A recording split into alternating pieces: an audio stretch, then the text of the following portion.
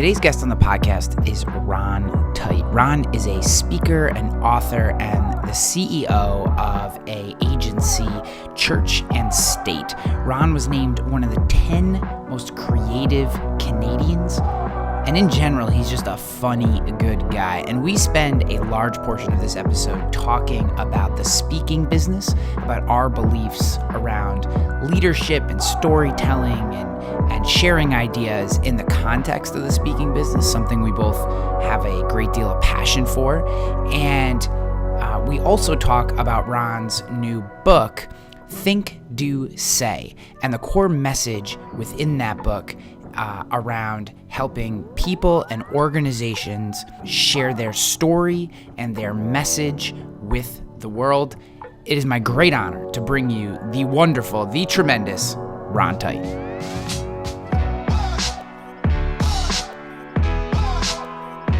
One of the things that I thought was most interesting when I was preparing to speak to you was really your focus on an intentional inclusion of comedy into your work. And I'm super interested in that because intrinsically, I am not a funny human being. I'd love to say that I occasionally can drop a self-deprecating reference that will get a few chuckles, but I am not intrinsically funny. So I'm interested in is that something you've always been interested in? Is it something that you've had to work at? And where does that come from in injecting comedy into your work? Yeah, I think there's two perspectives there. One is injecting the insights and perspective of a stand-up comedian, the business of stand-up comedy and the craft of stand-up comedy. Because I think that's one whole area of thing that brands and leaders can follow and entrepreneurs can follow. There's great lessons there for people. And I know that world because I spent 20 years as a stand-up comedian. And so, I was on the road and I toured and I did corporate shows and hosted a show called Monkey Toast right up until just a year and a half ago, I guess, or 2 years ago, I guess, before we had our son. And so I've been involved in comedy and I know that world really well. The second part is the inclusion of humor into material, into speeches, into writing, and I think there's two reasons. One is that comes naturally. That's how I see the world. I see the world. I'm always thinking of what is funny about this situation? What is the unique angle? What other people would find humorous? And I think why I do that, and maybe why I have an entrepreneur's brain, is that if you see a toothbrush just as a toothbrush, and you only see it that way, and you only use it for brushing your teeth, that is kind of a metaphor to how most people see the problems in business. It's we've always done it this way. This is the only way you can solve that problem. That's it.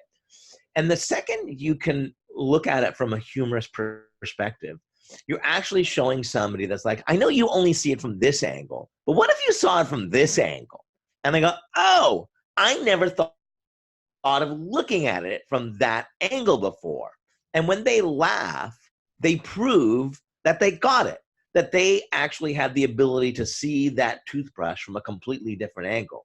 And so by showing them, look, you just laughed. You proved that you can see this from another perspective. Now I'm going to show you the perspective I really wanted you to see it from. And this is the important one. And this is the serious one. And this is the strategic one. So there's a couple of, in speaking, laughter is really powerful because it's disarming for people. It's a great unifier for an audience who you got that, I got that. We're all in this together. And you get to see it from another perspective, which is the power. So it's not the laughter that I want, but it's the silence that follows the laughter. But if I don't have the laughter first, I never get to that more poignant silence. There's also a really functional aspect there, which is, I don't know if you remember this, Ryan, but in kindergarten, when sometimes the teachers would say when the hand goes up, the mouth goes shut, right? And everybody repeated it. And at the end, the reason that worked was because everybody says it, and then afterwards it stops. And if you give it a beat, there's silence. So the functional aspect of using humor in a speech is after they laugh and you let it die down, they're waiting for the next thing. and it's balance that you've got them. And that's when I can deliver and I can take them where I want to take them. I can go with another joke and build it even more.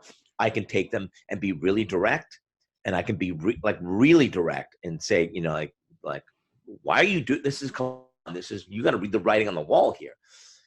Or I can be thoughtful, or I can be emotional, but it's in that moment of silence that um, power within a speech. And the same thing in writing. It's just, I think, um, for books, there's so many of us who write books and we think they're the most unique thing on the planet. And the reality is they're just not. And so we have to make them more unique. And I think humor is a way to do that. The trailer for my book that just came out, or is just coming out, I was like, I'm not gonna, it's thing to say when the subhead is, how to seize attention and build trust in the busy, busy world, and that maybe, as I said, that doesn't sound so unique. So in the trailer, I didn't talk about the content of the book. I just said, finally, a business book that doesn't mention Apple even once, and I just thought that's an interesting, humorous insight that may do exactly what the book wants them to do, which is seize attention and build trust. Yeah. I want to dive into the to this, looking at something from, so basically what I heard you say is you people look at a toothbrush from a certain angle, and your point is, I really want you to come in from this angle over here. And if you were to take them right there, right to that spot, maybe there wouldn't be as much attention given to the angle you want them to look at it from. There may not be as much trust built. There may not be as much belief built there. So what you do is open them up to the possibility that there are other options first, and then you take them to the direction. And walk me through that thought process a little bit from the psychology standpoint, because that's really interesting to me. Yeah, it's uh, I will certainly, that you spoke about building trust and then being open first off, and humor has a great way of doing that. So one of the very first things that I will do, there's two types of openings in comedy and in speeches, although people don't refer to it this way. There's the cold open and there's the warm open. So a cold open, have you heard of these terms before? Or am I just talking inside pool? No, you're doing good. Yeah. So the cold open is like Saturday Night Live. Like that opening sketch is literally called the cold open, and it because it just starts, right? Like the show starts, and you just go right from when the show begins, and so the warm open, though, is when a host comes out and is like, "Hey, everybody, how you doing?" Like, "Hey, it's Tuesday. What happened the other day?" And so I will only use a warm open. If you look at a TEDx talk is a cold open, right? Like, boom, you start. So why I like to do a warm open is I use something that's funny in that warm open, something I just saw, something I just read, something that just happened in the room, something the last speaker said. And so if I can make something funny right out of the gate that I obviously could not have written before, then there's a huge amount of trust, because the first thing I think is, that was kind of funny, and there's no way he could have written that before. Oh, this guy's present. Like, he's here. He's not calling this in. He's not reciting the same script he's done 400 times. So right out of the gate, humor builds trust. Secondly, it gives credibility, because if I can make something funny about the breakfast they just ate, then it gives me comedic credibility, because they're like, that was kind of funny, and he obviously hadn't written that before. So he's just naturally funny. So it's okay for us to laugh at the later stuff, which maybe are his more rehearsed bits. And so that you build up that trust, you build credibility. Then, let's say I open it with a story of whatever. And the second they laugh, I know that I've got them, because they have seen it from that other angle. And I'll actually sometimes use a line. If it's the beginning of the speech, I'll use a line something like, "But that's not why we're here." Like, I'm that direct with it. Like, Yet you're laughing, but that's not why you're here. And that's in that moment of silence, like, oh, where's he going with this? But they're already open. Their minds are already open to seeing other opportunities. So, I mean, I don't know. I'm not a PhD in psychology, so I don't know why that is. I think if you lead with the business example, going, hey, you're salespeople, and the elevator pitch is dead. The line that people default to, because you haven't given them any reason to prove them that they're wrong. And they do this. And, as an agent, we see this in pitches. People go like this, right? They cross their arms and they go, yeah, I don't know. I mean, I've been in this business 30 years. And when someone says that in a visual, I basically mentally pack up my things and leave. I'm like, all right, well, we lost that pitch. That's because that's just somebody digging their heels in and going, no, you don't know my job. You don't know what I go through. Trust me, I've been in this business 30 years. I know the elevator pitch is the only way to sell. So if I can show them the sales process from a comedic angle, they're like, I never thought of it that way. And he's actually right. It's actually pretty funny when I see it that way. So I've built up the trust. I've built up the credibility.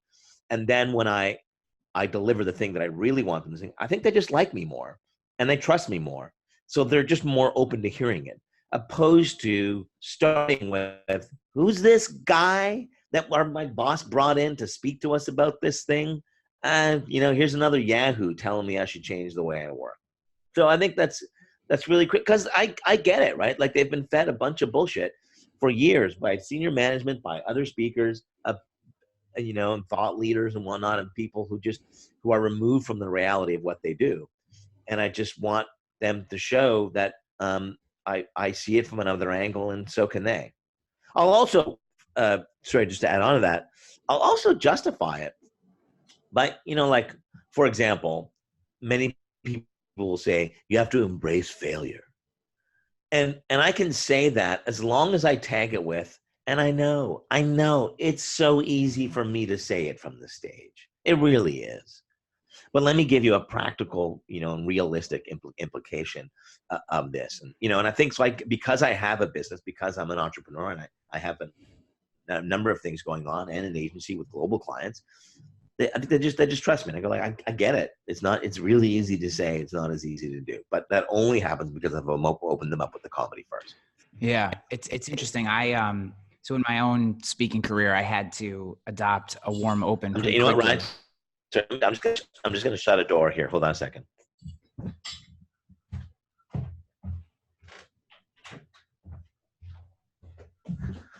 There we go. Sorry. I hope you're editing this, or if you're not, your listeners just had a 3-second break. That's right. We'll probably edit that part out. So in my own speaking career, I had to adopt a warm open pretty quickly, because I was 28 years old trying to teach insurance agents about digital marketing.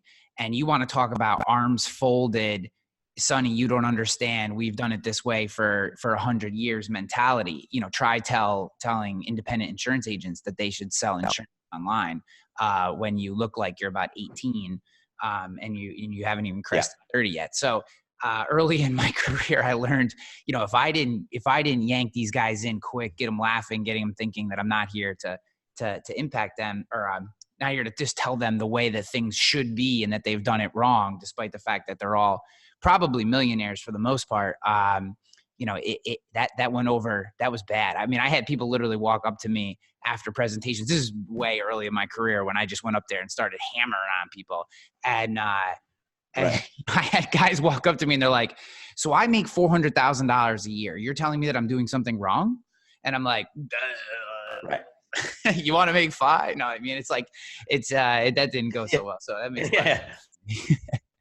And well, that's a great lesson, right? Like, I think so many of us, when we approach problems like that, we present our thinking as if it's the only way, instead of presenting it like it's another way. I think one of the best examples is that Yellow Pages still is in business. Yeah. I think the numbers are 65% of Yellow Pages, at least in Canada, 65% of the Yellow Pages revenue still comes from the book. There are still consumers who look in a Yellow Pages, who see an ad, and who order a pizza.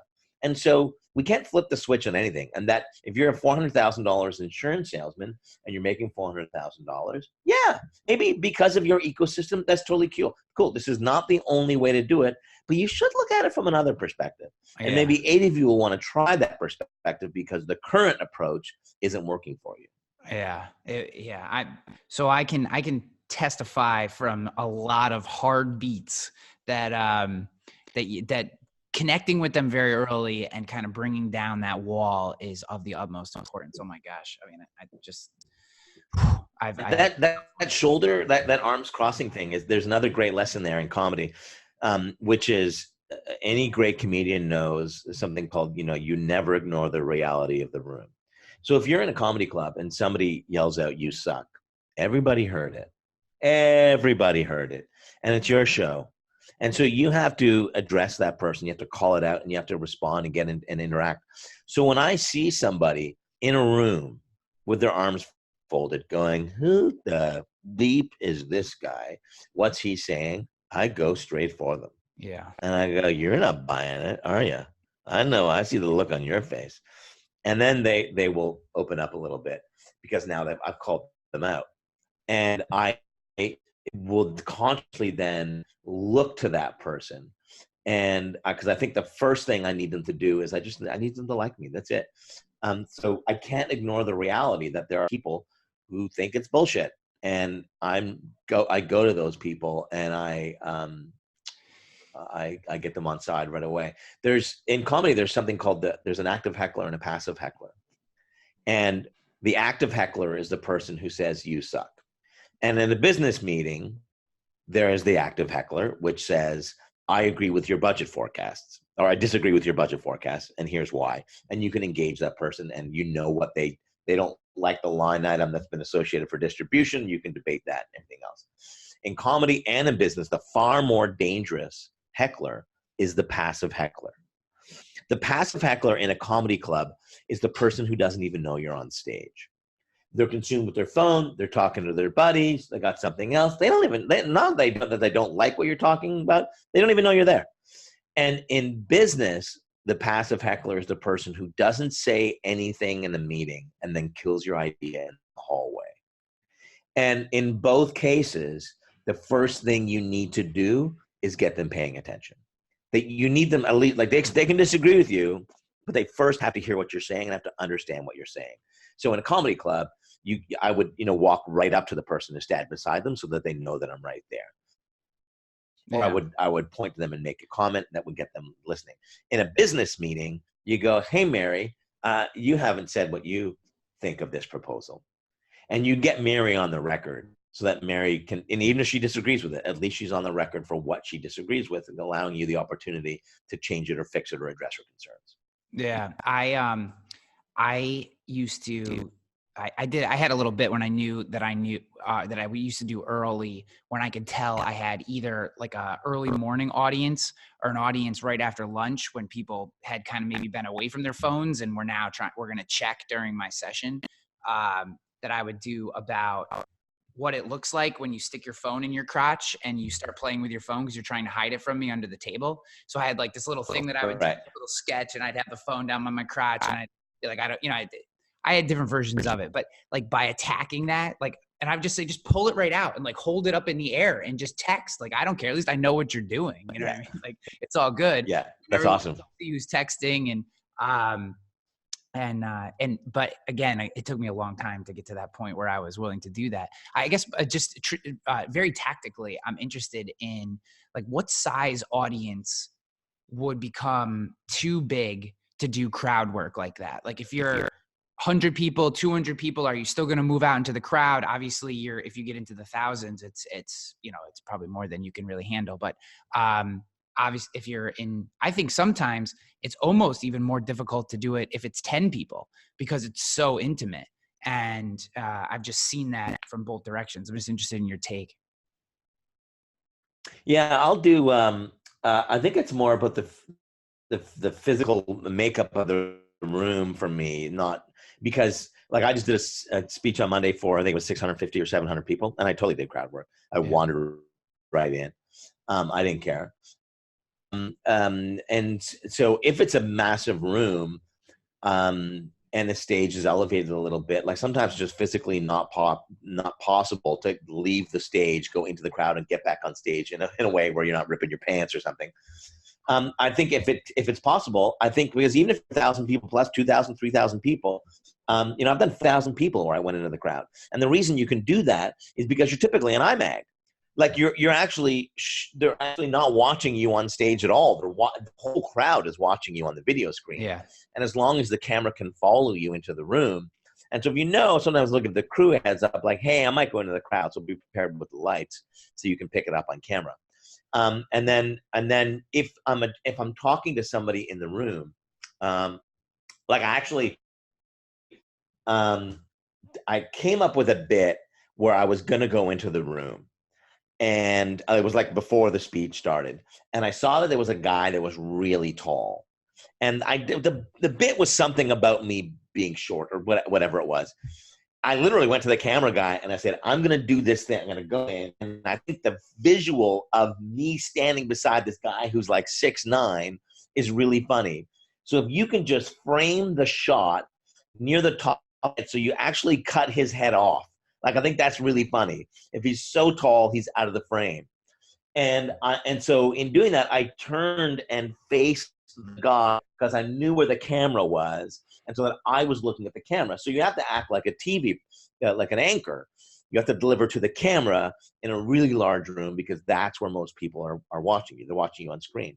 Yeah. What I love about the size of a room like that, too, when you're on IMAG, is that everybody thinks like, oh, 4,000, 5,000 people, you need to play it really big. No, it's the exact opposite. Yeah. You play it really, really small because everyone's watching you on camera. So the only thing they see, they don't see the stage. They only see you from the waist up. Yeah, so your you face can is like cock an 30 eyebrow. feet wide. Yeah.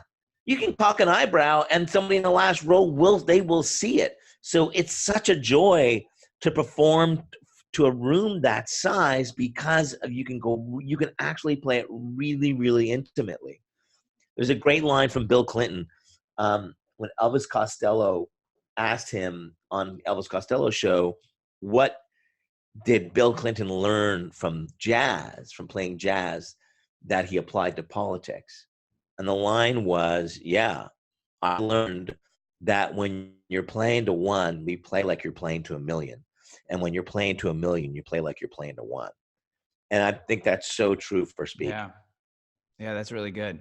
That's really, really good. It's funny, when I think a lot of people who don't speak professionally or in any capacity like that, how versatile you have to be in order to consistently perform.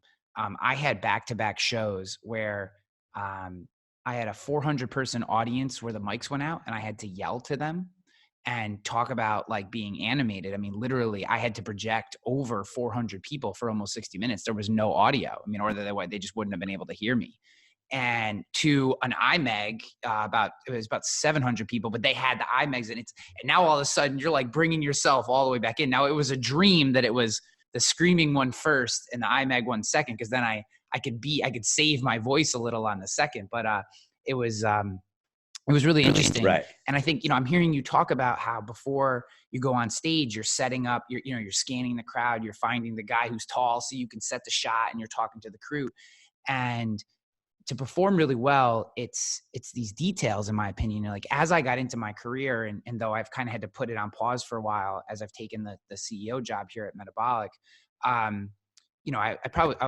got paid to speak for about 10 years. And it wasn't until maybe the latter third of my career that I really started to understand, yes, the content is important, but the content from you to, a bunch of people, it's unique points, but the content is the content. And then it's the little details that you're discussing. You're not saying, well, I got this great thing in the middle where I talk about content marketing. You're saying, hey, there's this little detail where I want to stand next to this guy and cut his head out. And I feel like far too often we get so consumed in the thing that we forget about all the edges, and where the edges are where things are really interesting. Those little details on the edges are what make, I think, what really define our differences when we present our product. And I feel like over the course of my career, speaking is where I've seen that stand out more than in other aspects of my life, but I think it transcends. Yeah, I think mistakes give us the opportunity to do that, and this is the difference I think between somebody who gets it and somebody who doesn't. So somebody who gets it goes, the mics went out. Like when you told me that the mics went out in front of how many people was it? 400. 400. So 400 people. The first thing in my brain was, oh, what an opportunity. Yeah, it was fun. Right? Like, oh wow. Because the first thing the group is going to say is the mics went out and that dude still killed it. Yeah. And he used that to do a thing, and but then it becomes the thing to talk about. So I was doing a speech in Niagara Falls, and to, I don't know, 800 people or something like that. And I came out and realized that after the first 15 minutes, my fly was completely down, fully zipper, boxer underwear exposed, kind of, thing. And some people who maybe who don't speak that often would freak out, and they'd lose their mind, and they get all nervous and flustered, and they can't believe they did it. The first thing in my brain was, oh, this is going to be good. Yeah. And so I just embraced it. And I went to the front row and I said, has my fly been down the whole time? And everyone in the front row was like, mm-hmm.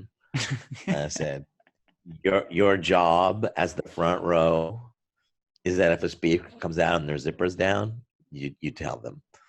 And then I just went off and just improvised some bits of what the rest of the audience was thinking. Like, I'd love to understand what he's talking about, but I can't move my eyes from this gaping void in his crotch, And I think it's just such a great opportunity. Every mistake, everything that goes wrong is such an opportunity to kill it even more than the crowd would ever expect you to. Yeah. I did.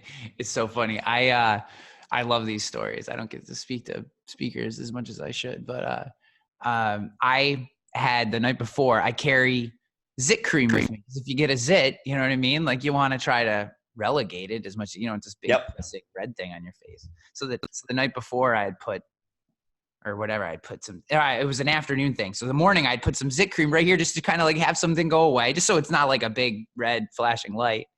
And then I figured before I left the room, I'd wipe it off. Well, nope, I completely forgot to do that. So I have this big splotch right here of white stuff, and no one says a word to me. I mean, I do. I go out, I'm talking to people, I'm getting set up with the crew, I'm getting mic'd up, I'm talking to them about, what I'm going to do when I'm on stage. I mean, the whole thing is like an hour's worth of pre-work, probably 25 different people speaking face to face with me. No one says a word about this big white spot that's right here. So finally I did this, like, I made my point and the crowd reacts, and I kind of turn a little. I kind of show them maybe my back just a little second to give them like a breather. And I look, and like they had a still that they had taken on the iMac, like they hadn't, whatever. I could see that I had the zit cream. Let's just put it that way. Like, or it was like, no, it was like a Twitter thing or something. I could see right here. So I stop and I come back, and I asked the audience, I was like, do any of the women in the audience or men, have a compact, have one of those compacts with a mirror? So then they give me the compact, and I'm doing this whole thing where I'm washing it off and I'm licking my finger and I'm going like, and I'm talking to them about whatever. I can't even remember what I was talking to them about at the time, but like that took that took this presentation, which was, I would love to say good.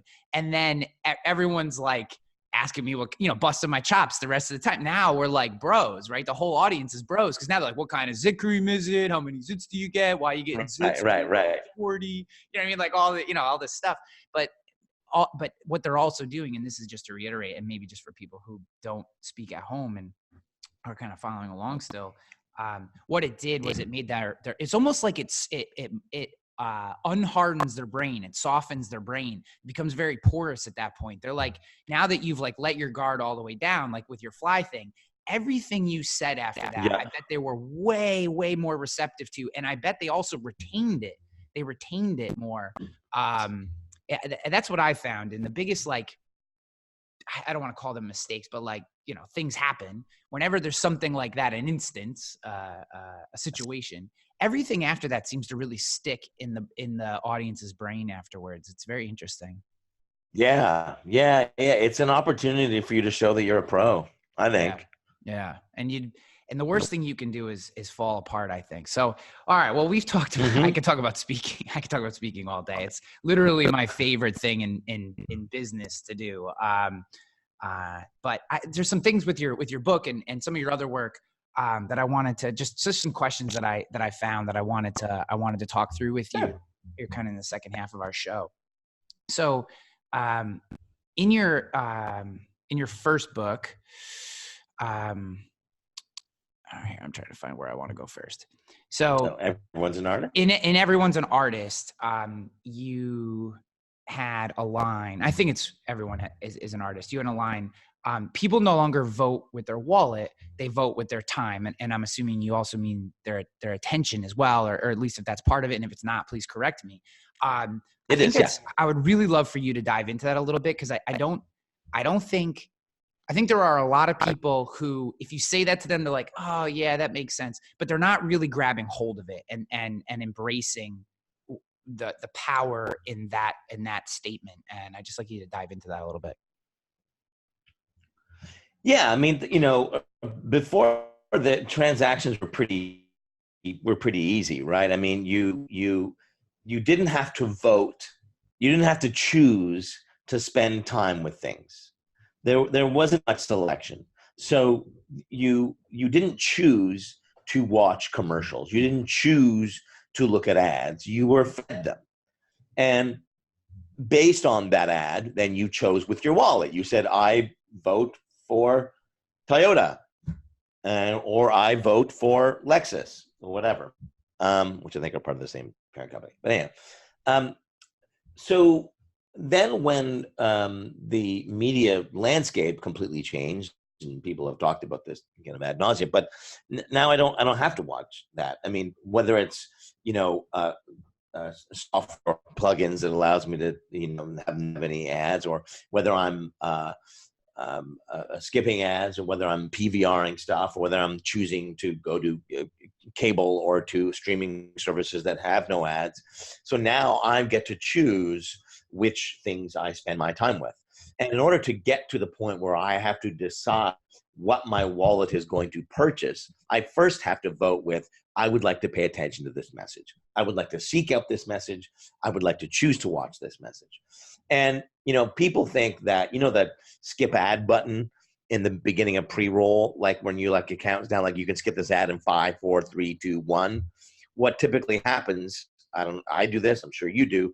We see that come up and we're like, how fast can I, is it down to 0 yet? Can I skip it now? Can I skip it now?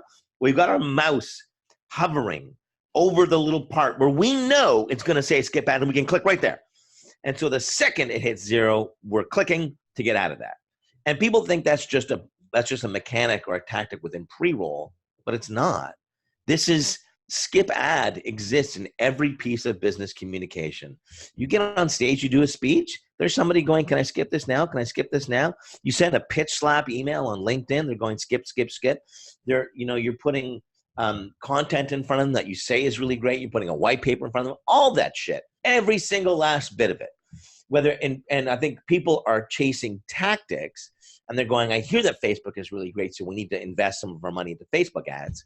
No, I mean, yes, sure, fine.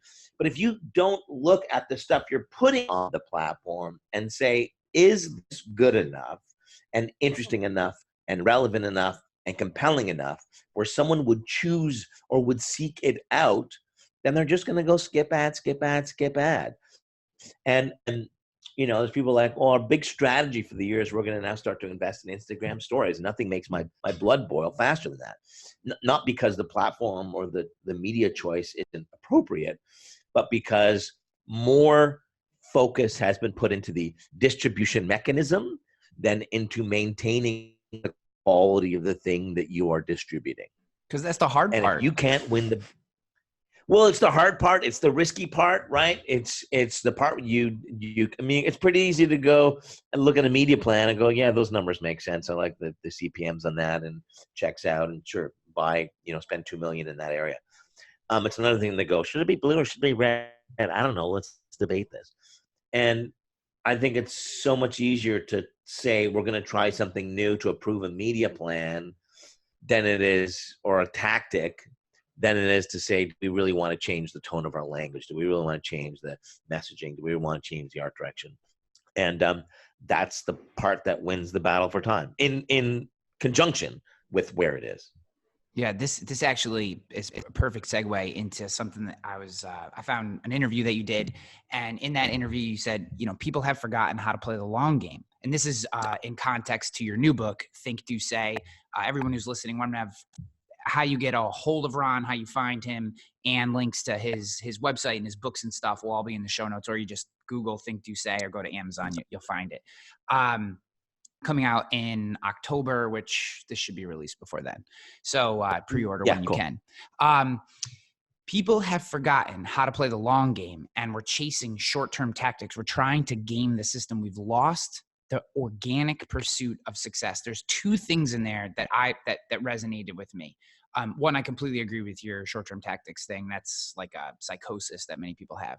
But the idea of I guess for people to have forgotten how to play the long game, there feels like there's an assumption that at some point they were playing the long game, and I'm interested in your take on that. And then I really want to know this idea of the organic pursuit of success. What you kind of mean by that statement. I like it. I'm super interested in it. Yeah, I mean, your first question of the long game, have they forgotten? I think so, but I think you raised a good point and a good insight. I don't know whether they've forgotten or whether I don't know. I whether they just refuse to do it, and maybe they always did, but it's more obvious now. But they were, because everything is new. Whether it's Moore's law, that it's an 18-month time frame for computing power, or whether it's just the natural life cycle of platforms and tactics. It'd be an interesting thing actually. Is there a Moore's law for advertising tactics? That every 18 months there's going to be a new platform. Yeah, Moore's law for advertising is 18 seconds. Yeah. So I think it's because of our previous point that it's really easy to do that. It's like we're just going to play the short game, and so within advertising, there's either acquisition or there's retention, and we know that when you want to play the short game, when you want to meet those quarterly numbers, and you need to drive call response or click response or whatever, there are always tactics that you can do. You can do a buy one, get one. You can do a price savings. You can do a never, it's a sales event. You can do all those things that dial up the urgency, and you do it at the cost of long-term brand affiliation. And you get your little bump in calls. And the problem is that stuff is like crack, because you get a little bump and you go, I just want another bump. I just want another bump. I just want another bump.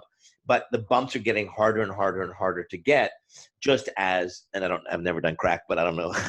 I'm assuming this happens, that the crack starts to wear off faster and faster, right? But so I think that's what happens, is that you don't play the long game. And so you just chase these short-term things, and you're in this constant panic cycle of new things, because you need the short-term tactics to pay off, because you've never invested in the long-term tactics. And there's no greater difference in this than the world between Apple and Dell. And I used to, I was the creative director on Dell for many years. Apple will never do a price reduction. You've never seen that ad. They have focused on building products. And I hate using Apple as the example, but they would never do that. Whereas Dell, we looked at the short-term numbers, and then we would look at the ad and go, that ad delivered so many calls, or a cost per click at $75 or at $12, whatever. And how do we do that again? It was like, we reduced the price, we made the computer bigger, and we just started chasing those tactics, and they became more and more difficult. So that's what I mean by the long game. The organic pursuit of success is that advertising, and I don't remember who said this, somebody did, advertising is a tax. It's just a tax on the stupid, or it's a tax on shitty products, or it's a tax on services that aren't as good as they say. And that if you organically build a product that is phenomenal. If you organically develop customer service over time, that you hone and you perfect and you deliver it and you never stop, you're just trying to make it better and better and better, word gets around. It just does, and people trust it. And then when you lead with messaging, people trust your messaging because they know you put so much time into the product. And I see this with speakers a lot, where people are like, I'm not getting the speaking gigs, so I need to develop the website. I need to change my speaker reel. I need to do all these things. And my first question is, did you look at the product? Maybe it's not that you're not tweeting relevant stuff, but it's that the product sucks. Yeah. That's why you're not getting booked. So double down and fix the product first, because in speaking, gigs get you gigs. And the only way to do that is to kill it on stage. And this every second you're not focused on improving your product, on your research, on your preparation, on your customization, every second you're not doing that and doing those other things means you're weakening the product. And so I think, but that has to happen organically. That takes time, that takes patience, that takes flexibility, that takes a little bit of failure, all those things. And if you just make it better every single time, then that will happen. I do something in speaking where some people go like, I've got a whole new speech. And I'm like, really? You sat down and you wrote an hour of new material, and now you're going to deliver it for the first time at a conference? This is from my world of comedy. Nobody does that. Nobody writes an hour of comedy and then performs it for HBO in the first take. No way. Does not. What they do is they develop bits along the way, and they'll do old bits, old bits, old bits. Here's a new bit that I'm working on selfishly, and pull it back. And over time, the speech changes over the course of a 12-month period, opposed to doing the same speech for 12 months, stopping, writing an entirely new speech in one sitting, and then perfecting it. That's not any way to do it. It's organic. It happens every single time out, every single day. Some of the best speaking advice that I ever got, and I think this applies to just about any business, was modularizing your bits. I think a lot of times we think of presentations or speeches or whatever you want to call what we do on stage as the whole thing is the thing. And actually it was our shared friend, Marcus Sheridan, who sat me down. He followed me at a gig one time. And he said, which one of those pieces did you swap in or out for this particular event? And I was like, I have no idea what you're talking about. And he's like, what I'll do is I have 9 modules. And if it's a 30-minute presentation, I'll take 3 of those modules. And if it's an hour, maybe I'll be able to fit 7 in. And then I'll do another hour the next day and swap 2 of them out and 2 of them in. And then I can build a new module. And it's a whole new speech, because by adding one new module or just rearranging the modules, I've added, and I think both in speaking, that completely changed my career when I did that. That was a game changer for me, because I could be laser focused on one part of the presentation that I felt wasn't working, instead of trying to rework the whole presentation every time, which, in saying it back to you, seems silly that I thought that way, but until he had shared that with me, I had never thought about it. And I think the same thing goes on with our business, right? Like we think, well, this isn't working, so I have to flip this thing over. And now instead of tweeting, I'm going to go Instagram stories, and I'm going to be this thing. And I'm going to start doing SEO work or whatever the heck people want to do, and whatever your job is. And instead, it's just, what is the one little piece that isn't working? Let's spend some time and really fix that piece and let everything else be what it is. That was a game changer for me. That was an absolute game changer. And it has transcended, even now that my work in life is more of just as an executive than it is a speaker. I apply it to what I do every day here, and it's huge. Yeah, I think, and there's another way to look at that, right? So I take the same approach, but I also add a layer to it, both in leadership and in speaking. So I am a certain type of leader with our team here at the agency. And the reason I am that type of leader is because of the successes and failures I've had in 25 years or whatever in this business. And so all those other people that I led or that I followed or whatever, all those other people subsidized the leadership that I now have. And so the current people, just as on stage, every audience where I tried out a new thing that maybe didn't work, those audience subsidized the delivery of the great material that the people get to hear today. And so what are they doing for the next group? What are they doing to pay it forward? What are the current team doing to subsidize the leadership traits that I'm going to have for the next generation of people that I will lead? And that is a very selfish thing, and I don't communicate it that way, but I know in speaking that if I do 95% of the speech, which is gold material, and this is great stuff, and they love it, and it's relevant, and it's funny, and everything that's insightful, then there's 5% that I don't know how it's going to go because I'm exploring new things, and it may suck. And it's okay because 95% of it is gold. And the 5% that sucks, A, they don't really notice. But B, I think that's okay because that's them paying it forward to the next group. Because I'm going to find something in the stuff that I think might suck that doesn't. And that becomes another piece which is more relevant or more interesting for a future audience. So, and the team here, we're going to try some things out from a process standpoint, from an innovation standpoint, whatever. We're going to try new software. We're on Slack now, and this may suck, but let's just try this out. That's them subsidizing the leadership traits for future generations. Yeah. Slack doesn't suck. It's amazing. Yeah, no, I'm with you on that point as well. I will say that the way I kind of look at it is, you had talked about someone taking a whole new hour and bringing it out to a paid gig. And that to me shows almost a lack of respect for that audience because you're not delivering material to them that guaranteed is going to hit.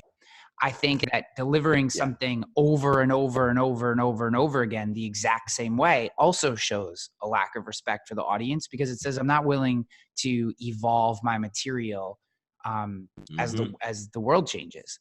And I think what you just described to me is the sweet spot, whether it's 90% or 98% or some percentage of your material being new, says, look, I'm going to make sure that you get what you paid for in either the time or the money that it took for you to sit in the seat that you're in. But I'm going to have enough respect for you to say, I'm going to give you something a little new. And there's a chance it's going to be terrible. And that's just kind of the price we pay. But I'm going to have enough respect to both give you something worthwhile and give you something a little different too. And I think that speaks to your process about the warm open. And what it shows me is that, and I hope people listening at home take away from this, is that I think there, as someone delivering, whether it's speaking or if you're the leader or whatever, having respect for the people, for the audience, we'll call them clients, call them whatever you want to call them, is of the utmost importance. We can't demand respect for them if we're not willing to give it first. And that to me is the thing. When I see leaders fall apart, when I see speakers fall apart, salespeople, marketers, it's that they don't have the 180-degree respect. They want it for themselves. Look at this great piece of content that I created. Why don't you sign up for my newsletter? Or why aren't you sharing it? Or why aren't you hiring me? And you can tell when you really dig into it. What's missing isn't the quality of the work. It's not the insights. It's the fact that work didn't display respect back to the audience in which you were providing it to them. And I think the way that you described that was spot on. Yeah, I think that people, and we see this with clients, right, as well, or with leading people, that you think you want to show respect by claiming that you know more than you do.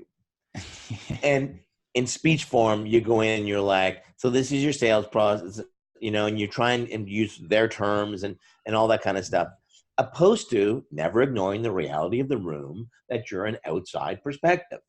And just to go like, I actually don't know what you go through on a daily basis. I maybe have an idea. I have a superficial understanding of what you do, but there are things I'm never going to appreciate that you have to deal with. Why? Because I'm an outsider. And there's some value in having an outsider. And that's why not all my things are going to be exactly as what they are for you in your daily life. For us as consultants to our clients, we're the agency for Walmart Canada, for the social and digital agency for Walmart Canada. I actually don't know. I can't appreciate what somebody working in the camera department, at the Dufferin Mall in Toronto, the Dufferin Mall Walmart, goes through on a daily basis. And I'm never going to have that insight. And so I shouldn't sell my ideas as if I'm the all-knowing, or we are as the all-knowing organization that does. But we should frame our perspectives as saying, this is an outside perspective. And you need that outside perspective. But this is your responsibility to call us on it, or to agree, disagree, or to add some color to it so that we get it better. But there's this belief of like, they don't know my business. No, that's the whole point of hiring an outside body, is we don't know your business. We can understand your business, but we'll never know your business to the extent that you know your business. And that's exactly why you hire us. Guys, if you are looking for a speaker, I highly recommend Ron. I'm part of one of the foremost speaking Facebook groups. How I ever got invited into this group, I don't know. I feel it has been a generous gift to just voyeur it most times. I don't even, I do add occasionally to the conversations, but mostly I just read the insights of tremendous people. Ron is one of them who consistently shares his own thoughts and beliefs and experiences with that group. I find it incredibly valuable. And I can tell you that if you're looking for a speaker, you cannot miss with Ron. Also, his book, Think, Do, Say, is coming out in October. Make sure you pre-order it. Ron, it's been an incredible pleasure. Where can people, the best place to get at you if they're just looking for more information? Yeah, it's just Ron Tite everywhere. It's just at RONTITE, Twitter at Ron Tite, Instagram at Ron Tite, ron.com. And the agency is churchstate.co. Awesome, man. Thanks so much. Thanks, Ryan. And thanks, everybody, for listening. I really appreciate it. We are in a battle for time. And thanks to all your listeners for choosing to spend it with us. Well said.